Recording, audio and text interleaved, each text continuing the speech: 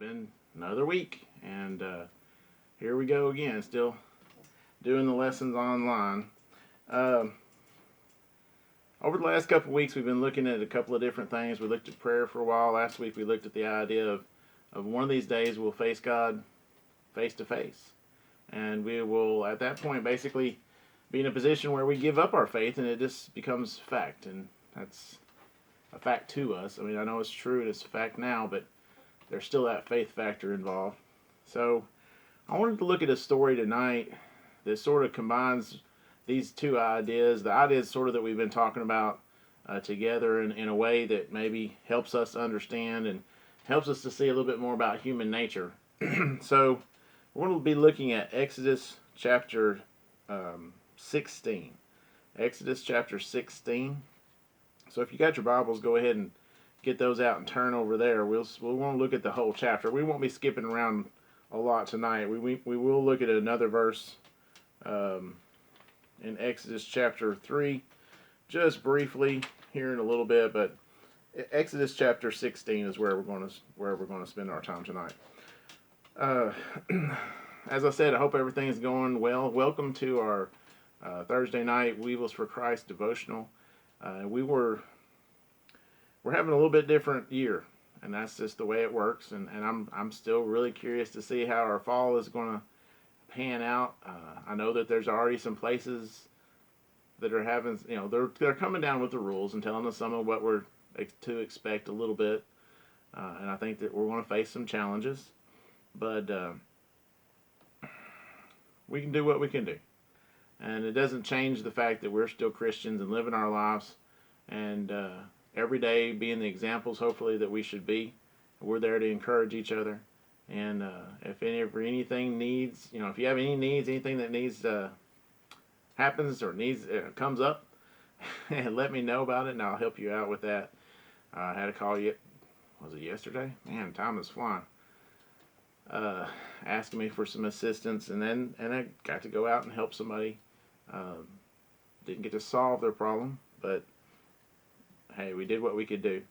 Today in Exodus chapter 16, we're looking at this story of the Israelite people as they're leaving Egypt.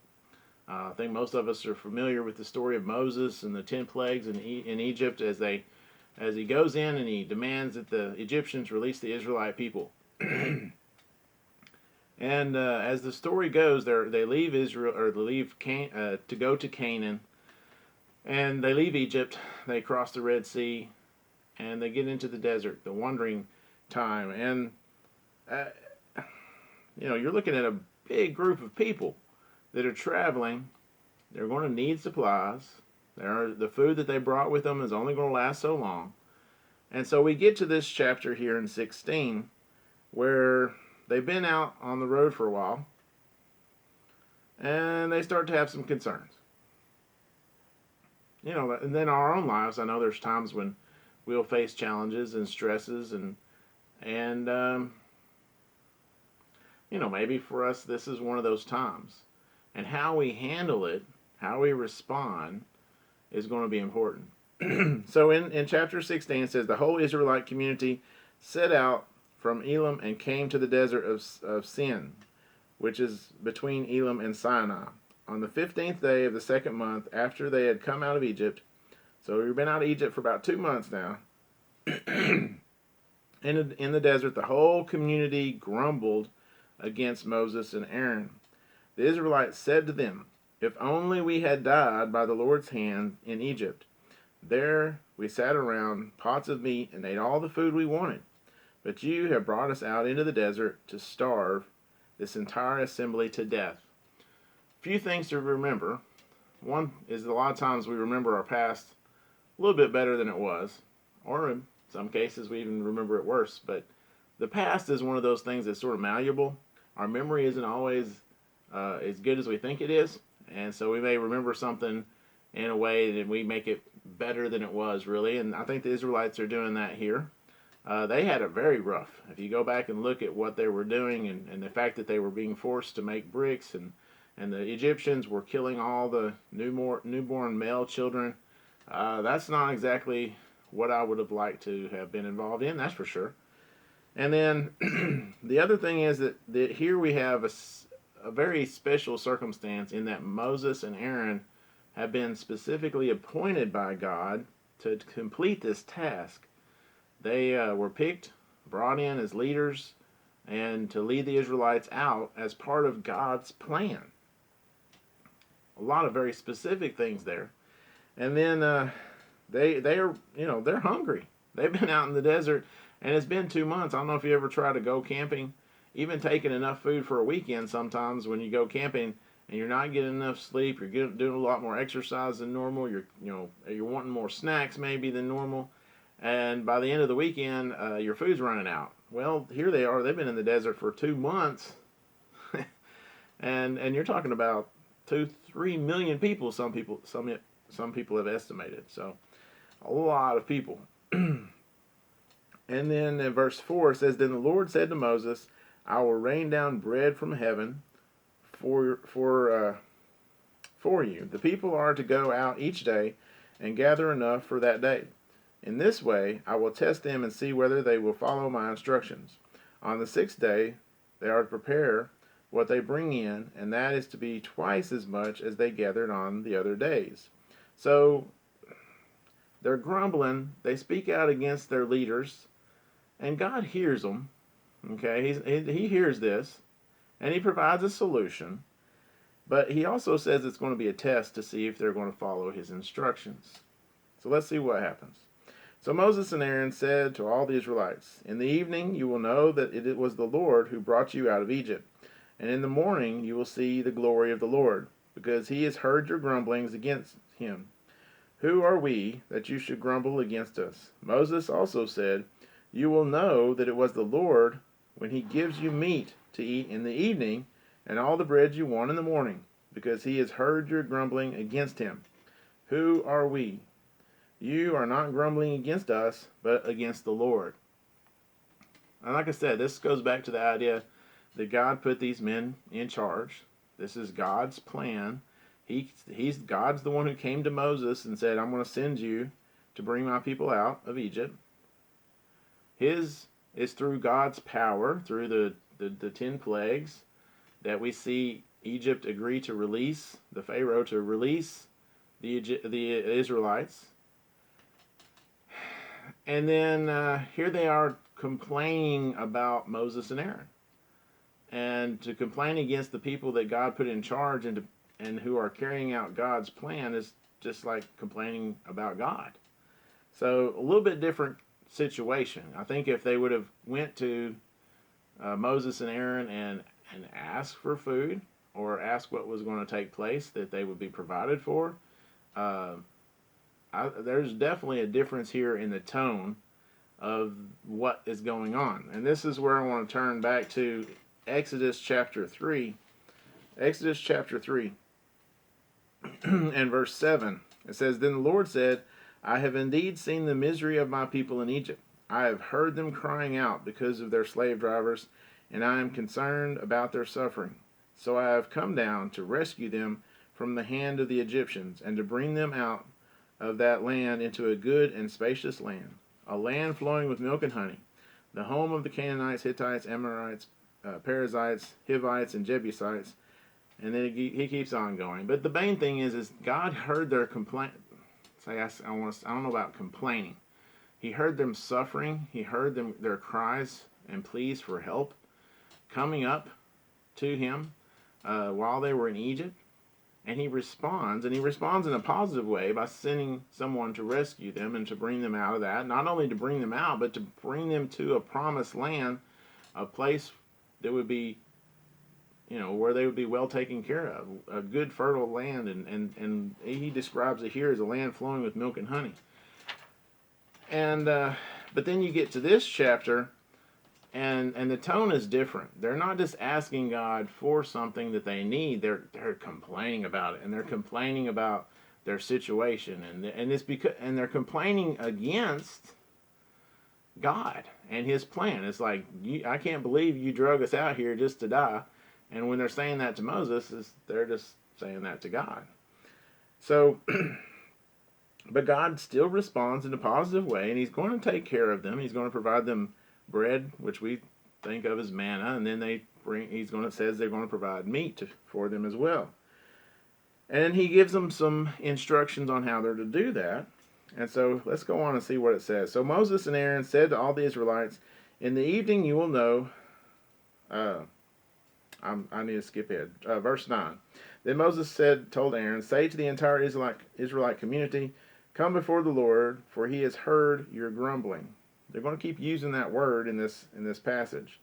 It's just like I said, it's a different way, and I think that reflects on us today. I think we can learn that lesson in our own prayer life, in that when we are going to God and we're talking to God and bringing our needs, whether it's an illness or our current situation or praying for the government or our own family or whatever it may be, God wants us to do that. But he doesn't want us to complain about our situation, and we're for sure not to go and complain to other people about our situation or gossip. And so he tells Aaron to tell the people to come before him. And in verse 10, while Aaron was speaking to the whole Israelite community, they looked towards the desert, and there was the glory of the Lord. There the glory of the Lord appeared in the cloud. Then the Lord said to Moses, "I have heard the grumbling of the Israelites. Tell them, at twilight you will eat meat, in the morning you will be filled with bread. Then you will know that I am the Lord your God." So this appearance, whatever it was, is sort of vague. And then the words spoken about the Israelite and their situation. And then in verse 13, that evening quail came and covered the camp, and in the morning there was a layer of dew around the camp. When the dew was gone, thin flakes like frost was on the ground and appeared in the desert on the desert floor. When the Israelites saw it, they said to each other, "What is this?" For they did not know what it was. And Moses said to them, "It is the bread the Lord has given you to eat. This is what the Lord has commanded. Everyone is to gather as much as they need. Take an omer for each person you have in your house or in your tent." The Israelites did as they were told. Some gathered much, and some little. And when they measured it by the omer, the one who had gathered much did not have too much, and the one who gathered little did not have too little. Everyone had gathered just as much as they needed. So here even given instructions on specifically how much of this material, it's a new thing to them, they'd never seen it before, how much they were going to need for each person in the house or in the tent that they lived in. And Moses keeps on going in verse 19. Then Moses said to them, "No one is to keep any of it until morning." So you get it that morning, you eat what you can that day, and at the end of the day, if you have any left over, I guess you get rid of it, but you're not supposed to keep any until the next day. Like I said, God's testing them, giving them instructions. But verse 20 says, "However, some of them paid no attention to Moses, and they kept part of it until morning. But it was full of maggots and began to smell. So Moses was angry with them." I mean, come on, this is a new thing. You'd never seen it before.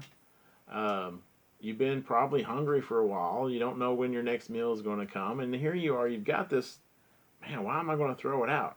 There's temptation there, isn't there? Not to follow the instructions.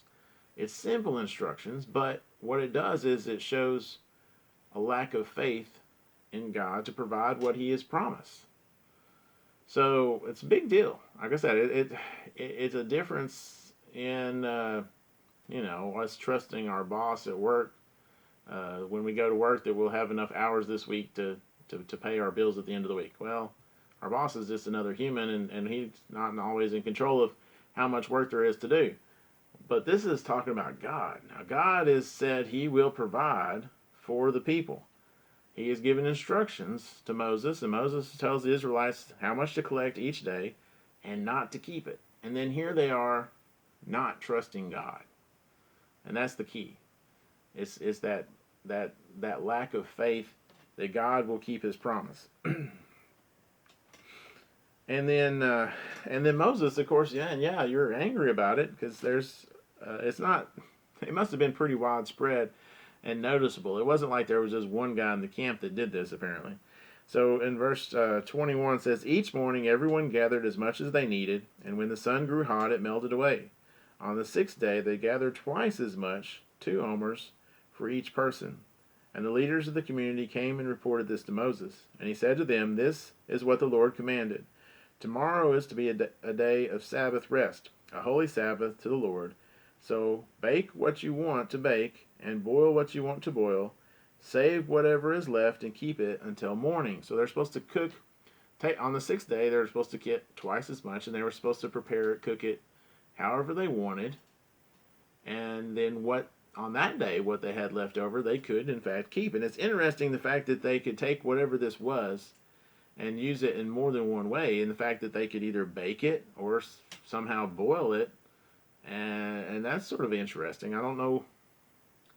I'm not sure what it's talking about. It would be interesting to know how they were preparing it, what kind of dishes they had available to them. So in verse 24, so they saved it until morning as Moses had commanded, and it did not stink or get maggots in it. So every other day it had been, but this day, miraculously, it's good. It's ready to eat. And it says, eat it today, Moses said, because today is the Sabbath to the Lord. You will not find any on the ground today. 6 days you are to gather it, but on the seventh day, the Sabbath, there will not be any. And this idea that on that sixth day they also had to prepare it so that it would be ready for the next day, there just wasn't to be any work done. They were supposed to focus solely on rest and on God during that Sabbath day.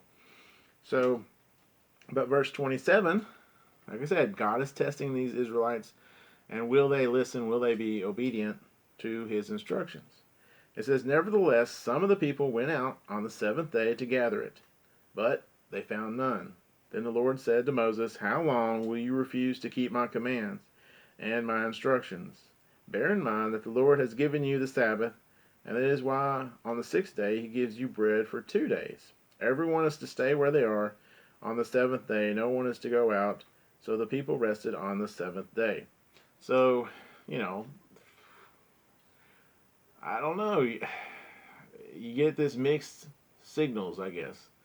So here God is telling you that I'm going to provide this each day, and so there's some people that don't trust that and try to provide and try to get more than they should, and then you have the people here who, at the end on that sixth day, when even instructed, hey, go pick up twice as much and prepare it, don't listen.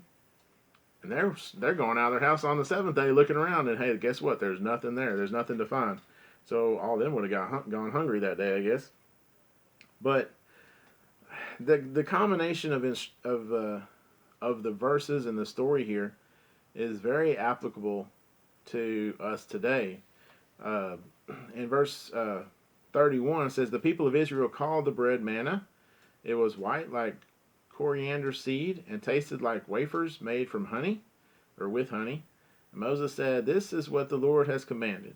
Take an omer of manna and keep it for the generations to come, so they can see the bread I gave you to eat in the wilderness when I brought you out of Egypt. And so they put an omer into the Ark of the Covenant.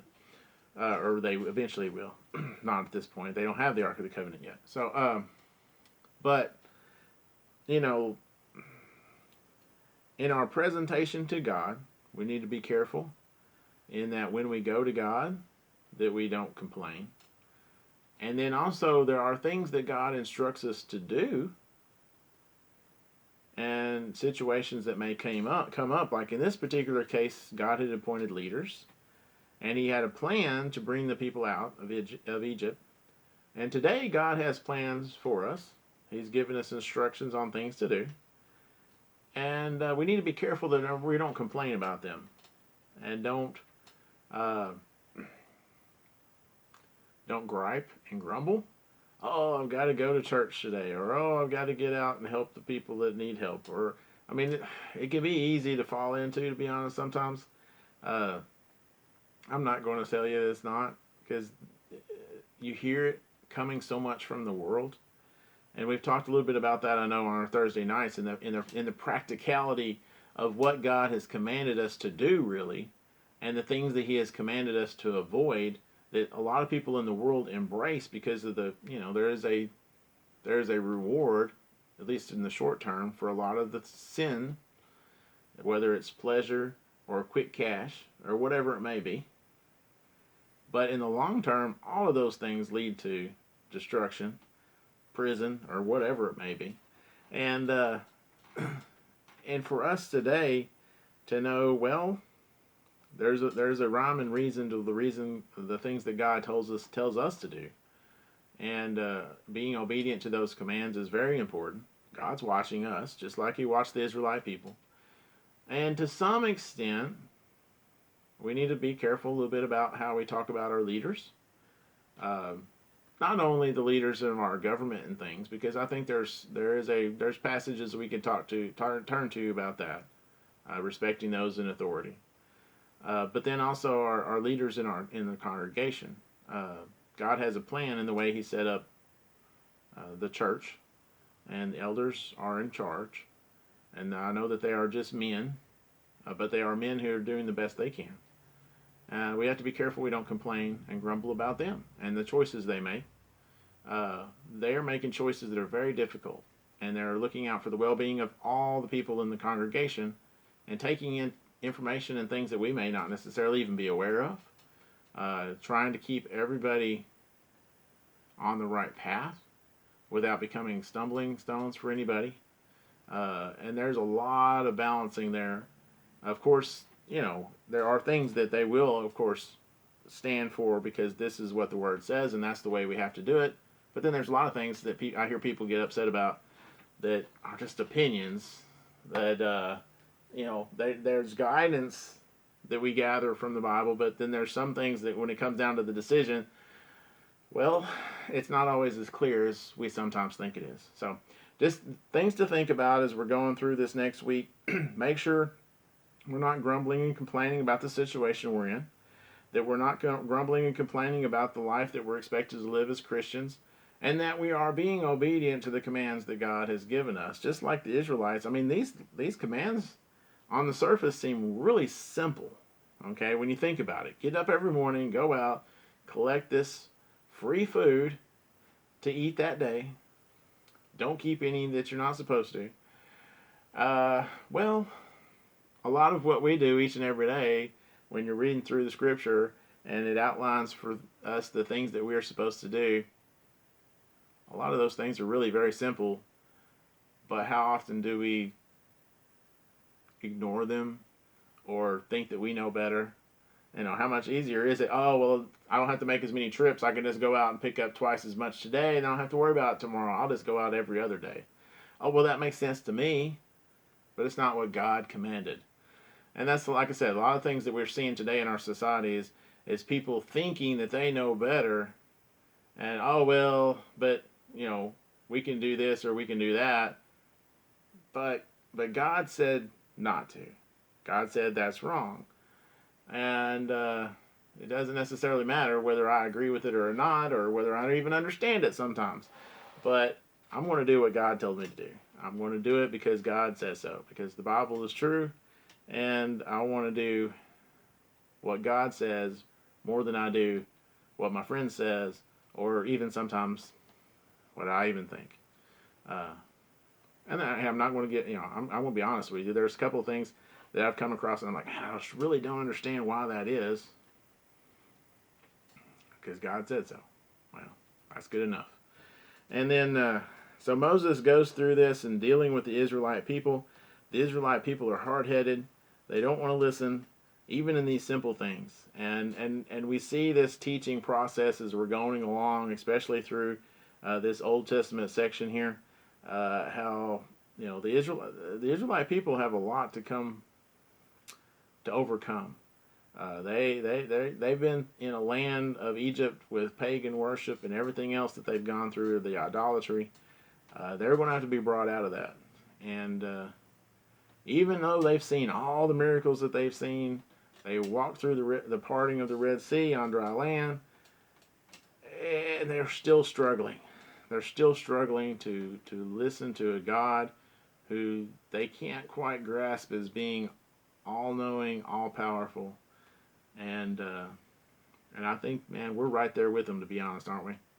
So, like I said, we can learn a lot don't ever think that we shouldn't study the Old Testament. I've talked about that before. There's so much to learn, so much for us to understand and to draw from. I mean, yeah, there's some things that we don't always follow anymore because it's the old law and we're not under the old law, but the stories there are there show us how God interacts and deals with his people. And for us today, a lot of that holds true still. So just be thinking about that. If anybody needs anything, has any prayer requests, let me know. And I'm going to cut that short. Go back and read Exodus chapter 16. In fact, hey, take your time and read through that whole story of Moses being appointed as leader and bringing the Israelite people up out of Egypt. So hope you're having a good week, and we'll talk to you again soon. Remember to tune in to the Sunday morning service at the Monticello Church of Christ and watch that video. And if you've missed any, go back and watch the ones that are there for you, either on the Facebook page or YouTube page for WFC or Monticello Church of Christ. And we'll be seeing you soon, I hope. Thanks.